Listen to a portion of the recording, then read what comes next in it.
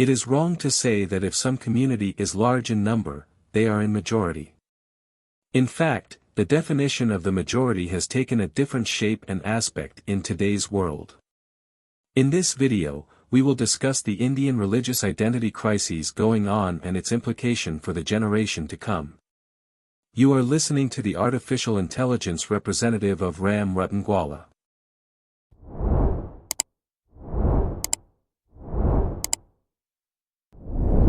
The Indian citizen identity crisis, or simply the Indian religious identity crises, trace its origin back to the 18th to 19th century.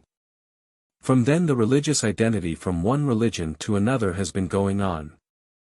But after India's independence, this religious transfer or conversion took its momentum even at a faster rate because we as Indians, be it incumbent authority, social group organization, or leaders, did not heed what was going on, or because we are selfish for our cause.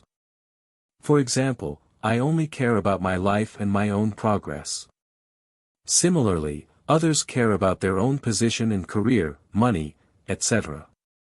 When India got independence, the majority of what people or some books claimed was above 85%, but now it dwindled or reduced to below 78%. But the actual fact is rather quite different. You would be surprised to know that the actual percentage of what we call the majority of religious groups is only 55% to 60%. This is because there is still a conversion rate going on at a very high speed. The flow of funds is still coming in. Now, it is hard to identify who is actually who. This is extremely important to keep in mind, and this is the main reason for the decline in the percentage. Take me as an example. My name is Ram Rutangwala. When I say my name is Ram Rutangwala, which means I am from the Ahir community, and by this name, which is Ram Rutangwala, you would automatically come to know that I am Hindu, or for you, I am Hindu because you heard my name is Ram Rutangwala.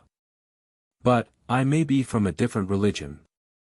I might have converted to another community, and I may be using my original name because I still want to receive government social benefits. For example, in my state I am OBC or ST, and if I disclose my current religious identity, my own state government would not put me on the OBC or ST list, and I might not get the state government's social benefits. From this hypothetical example, you would come to know the actual percentage is very less, and hence it is useless to claim that India is identified by a majority social group. Therefore, the actual percentage is only around 55% to 60% around the whole country. And now India is not a majority social group identity. This is called a religious identity crisis. Every Indian should ask this question: who is responsible for this trend? Are the leaders, or the law, or the constitution? I included leaders here because the law is framed by our leaders. In a democratic country such as ours, the law is framed and made by parliamentarians or leaders. Now, there is another trend you would notice. Many Indians are leaving their motherland and they are moving to Sweden, Finland, Spain, France, Russia, Southeast Asia, and the USA. These bunch of Indians who are moving to Sweden, Finland, Spain, France, Russia, Southeast Asia, and the USA are actually India's highly skilled manpower. Some of them even include those who want to circumvent some kind of persecution or protect their own faith that they currently hold on to. Because these countries, Sweden, Finland, and other Nordic countries, Spain, France, Russia, Southeast Asia like Thailand, Malaysia and Vietnam and Japan, and the USA, are very accommodating to any Indians having any religious background, or especially Hindus.